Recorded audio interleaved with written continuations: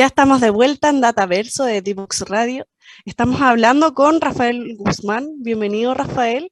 Ya veníamos Buenos contándoles días. que Rafael actualmente se encuentra desarrollando en el área de tecnologías en consultoría de Amazon Web Service en Chile. Cuéntanos un poco, Rafael, sobre tu trayectoria laboral para ir ahondando un poquito sobre la temática que hoy día abordaremos, que es la nueva era de los datos. Muchas gracias, Constanza. Muy buenos días a todos los auditores y gracias por la invitación al programa. Mira, yo llevo más de 34 años de experiencia en la industria de las tecnologías de información.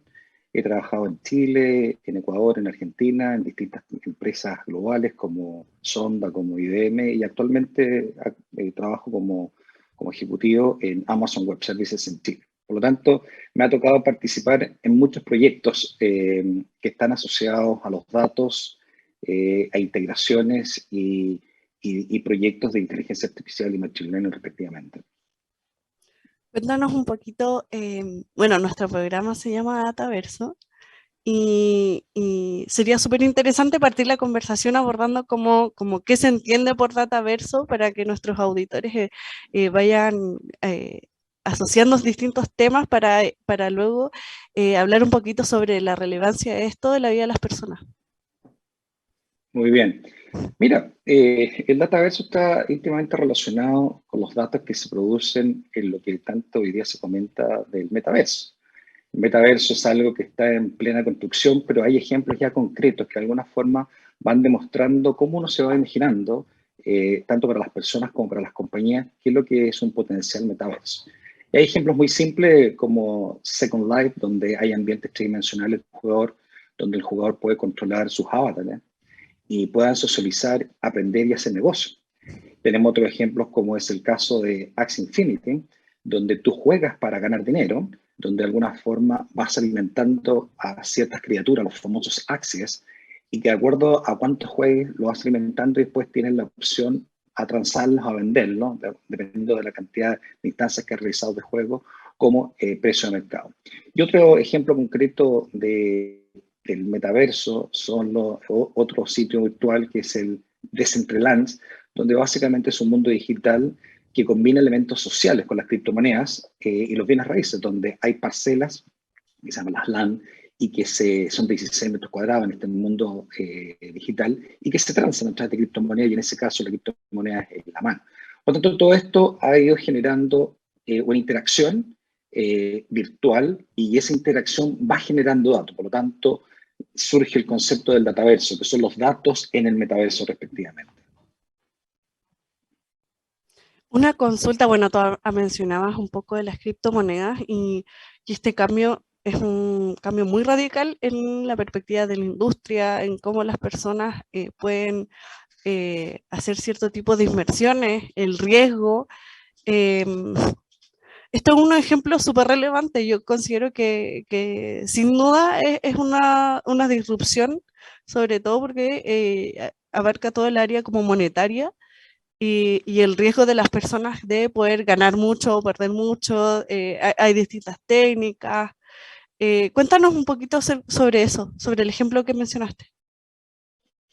Mira, una de las cosas importantes en todos estos ambientes virtuales, digitales, tridimensionales, es el derecho de propiedad. De alguna forma, blockchain cumple un rol importante como tecnología para poder ya la trazabilidad respectivamente, y que de alguna forma en este mundo digital debe existir también una gobernabilidad para el mundo de las transacciones que se realizan de esto.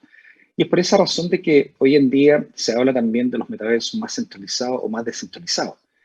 Creo yo que hay una oportunidad importante para pequeñas empresas para poder construir distintos metaversos.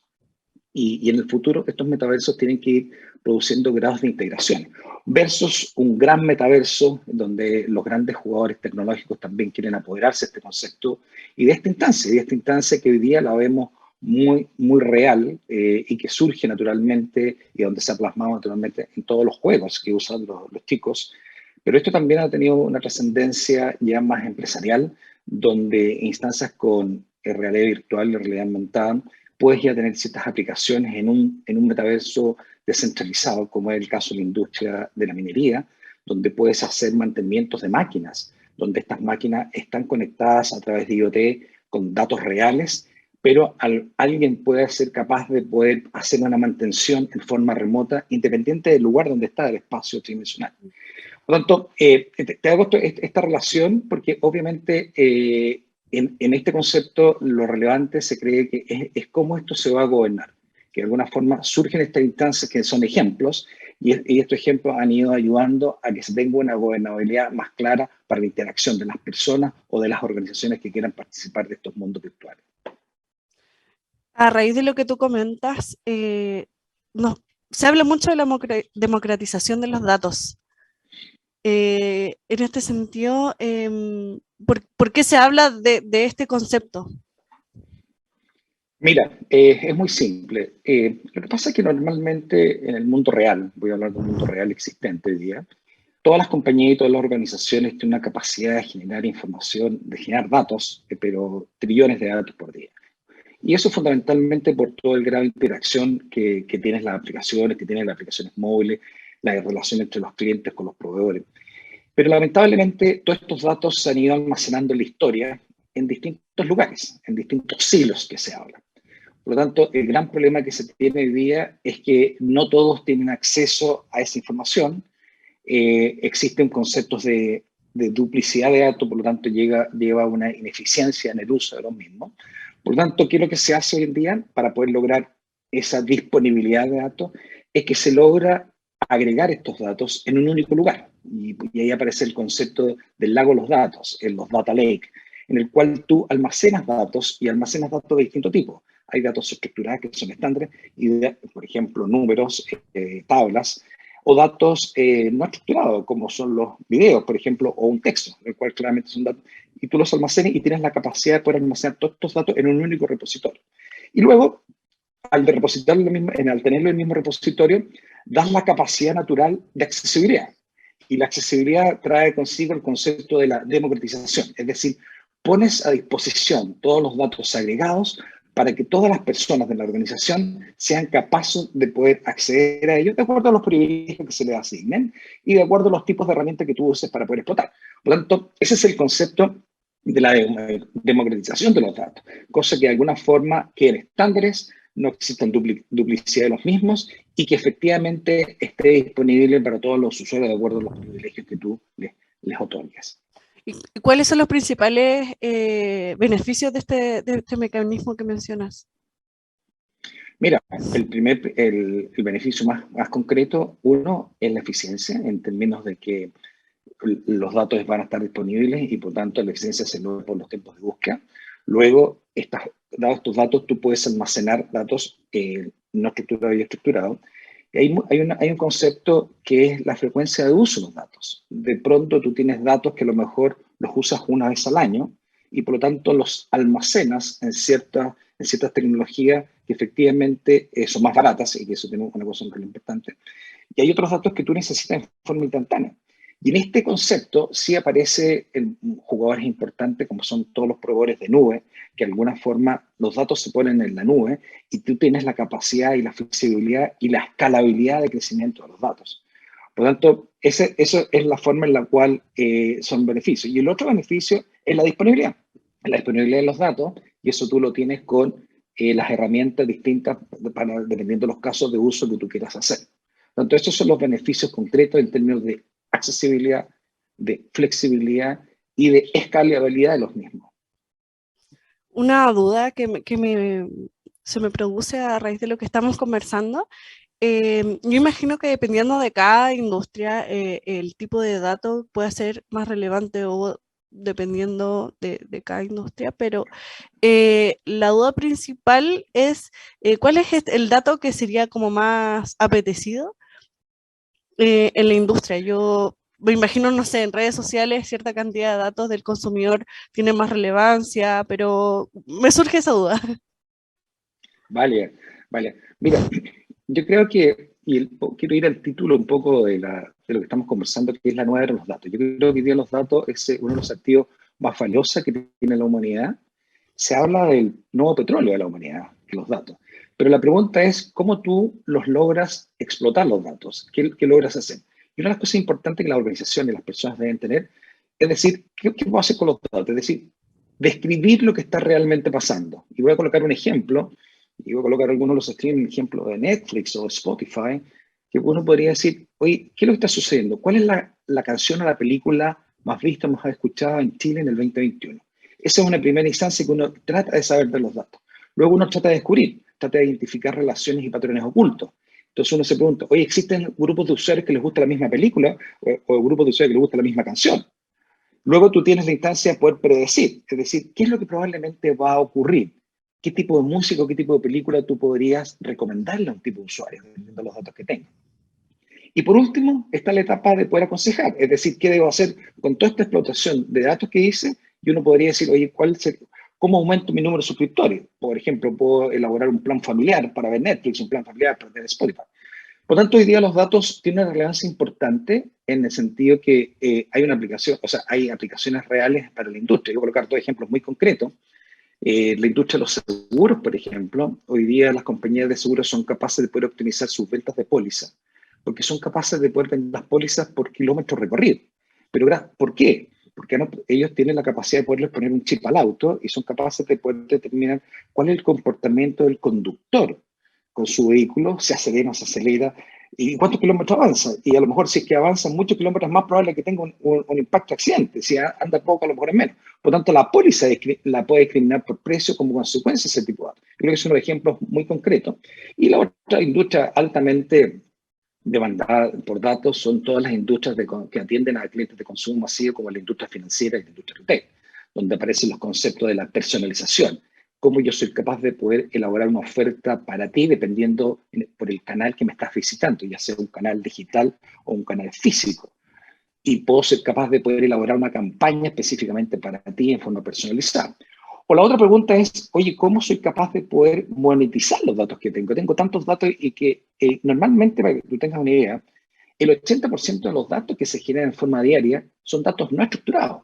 Datos no estructurados, como dijimos, ejemplos, son videos, son textos. Solamente el 20% es estructurado. ¿Por qué hago esta salvedad? Porque cuando son datos no estructurados, la información está casi invisible, ya que explorarla y descubrirla. Cuando son datos estructurados, es muy fácil descubrir el patrón de comportamiento. Y ese es el desafío que tienen las organizaciones para poder descubrir los datos, y en todas las industrias hay distintos ejemplos como los que te acabo de mencionar. Cuando mencionas como los datos no estructurados, ¿son aquellos que no están depurados bajo algún concepto? Por supuesto, por ejemplo, en las áreas de seguridad, por ejemplo, de la oficina, industria retail, de los moles, donde tú estás capturando ciertas imágenes, videos, ese es un dato no estructurado, lo cual no está utilizando. Pero después tú tienes que tener herramientas suficientes para poder hacer el análisis de ese dato. Primero tienes que almacenarlo, por el tiempo que requiere, y después dices, bueno, ¿cómo hago un análisis de estos datos no estructurados? Que es distinto a poder tener un dato estructurado, un registro de venta. Oye, son ventas, números que se generan todos los días y es muy fácil poder determinar un patrón de comportamiento, una inclinación de ascenso a las ventas o de declinación. Por lo tanto, esa es la disyuntiva y ese es el desafío, de cómo trabajar los datos no estructurados, los cuales hay mucha información que hoy día, a simple vista, es invisible, y es ahí donde las tecnologías deben ser capaces de poder descubrir lo que hay detrás de ellos. No, además imagino que los datos estructurados y no estructurados, cuando se unen, de dar información sumamente valiosa. Por En este, supuesto. en este sentido, ¿cómo se relaciona y se conjuga la inteligencia artificial y el machine learning en esta nueva era de los datos? Mira, aquí hay una cosa importante poder entender primero, voy a colocar un ejemplo, de qué es lo que es la inteligencia artificial. La inteligencia artificial, en términos simples, es una combinación o conjunto de algoritmos planteados con el propósito de crear máquinas que presenten las mismas capacidades que el ser humano. Un ejemplo muy simple son los chatbots que tú tienes cuando tú interactúas en un portal y te atiende automáticamente. No te está atendiendo una persona, te está atendiendo un asistente virtual, pero eso es una aplicación concreta de una inteligencia artificial, donde se ha creado un bot, un robot, para que pueda responder distintas preguntas de acuerdo a los incrementos que vayan haciendo el cliente frente a eso. Y eso es la inteligencia artificial, que es la automatización y la robotización de esas actividades de modo de tratar de modelar el comportamiento humano. Y la inteligencia artificial, y el machine learning es distinto, porque el machine learning es una disciplina del campo, dentro del campo de la inteligencia artificial, pero que a través del algoritmo dota a los computadores de capacidades para poder identificar patrones en datos masivos y poder elaborar predicciones. Por lo tanto, el Machine Learning, como consecuencia de este robot que está actuando, él tiene que aprender. Y estas máquinas aprenden solas y de acuerdo al comportamiento que han tenido con sus distintos usuarios, en ese caso, van generando otras instancias de respuesta para el futuro. Por lo tanto, ahí tú tienes una gran aplicabilidad. Y ejemplos muy simples de esto, y que muchos de nosotros nos sucede, por ejemplo, todo lo que es la detección de fraude, las tarjetas de crédito. Sin ir más lejos, a mí me pasó horas que estaba fuera en el extranjero y se me ocurrió hacer compras, de pagar las cuentas de casa a través de mi tarjeta de crédito y después de la tercera transacción que hice, me bloquearon la tarjeta.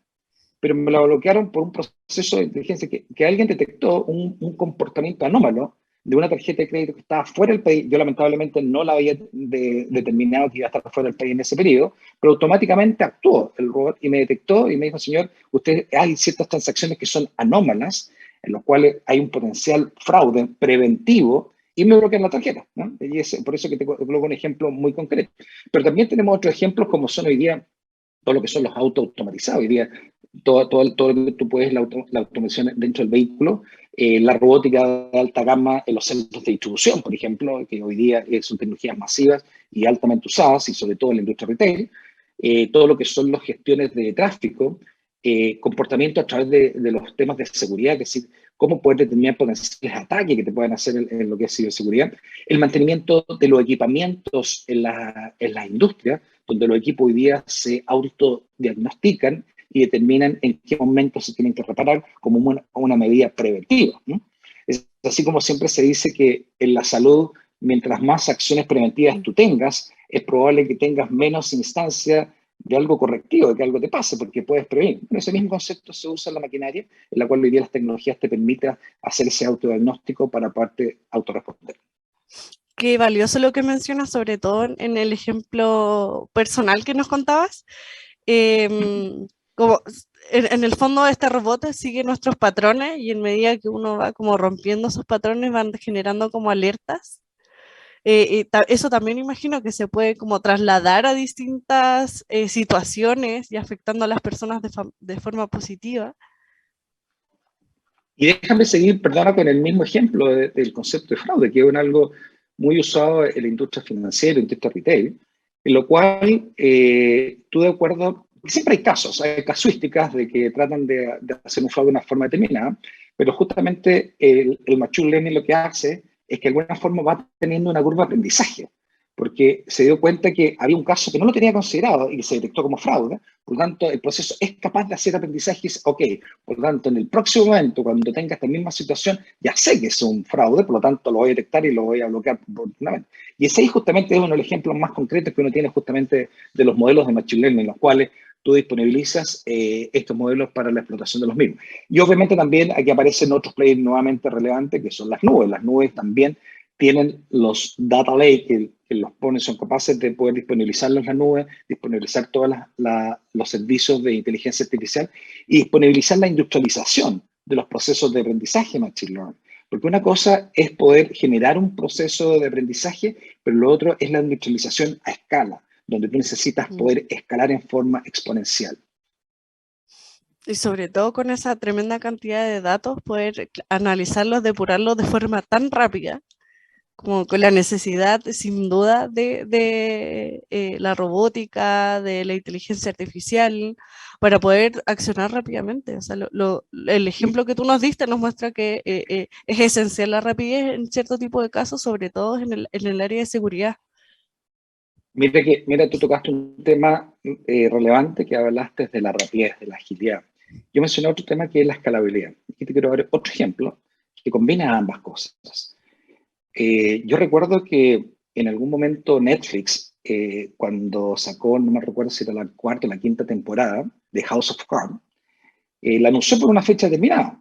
Bueno, y ahí hubo un fenómeno de escalabilidad, que en otras palabras, todos los usuarios que estaban suscritos a Netflix obviamente querían ver la nueva temporada y se lanzaba un día lunes a una hora determinada y hubo un pic de demanda. Bueno, y ahí justamente las nubes son capaces de poder reaccionar con capacidad de procesamiento para poder atender ese pic de demanda y que esto no tenga ningún problema de reacción.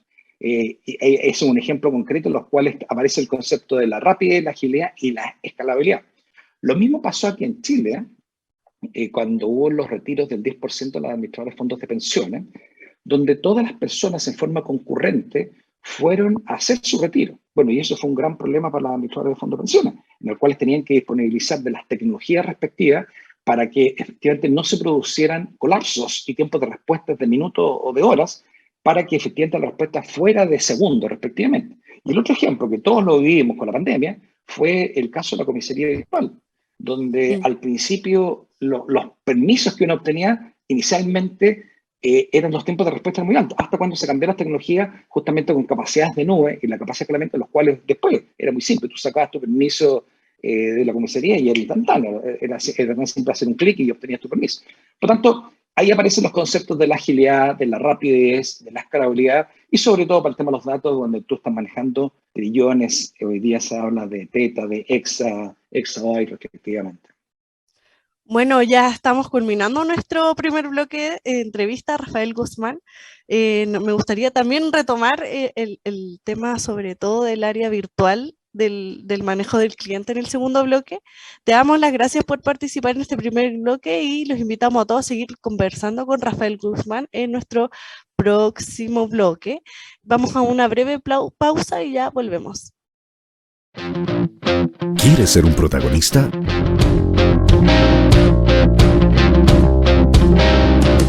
Escríbenos a invitados@divoxradio.com.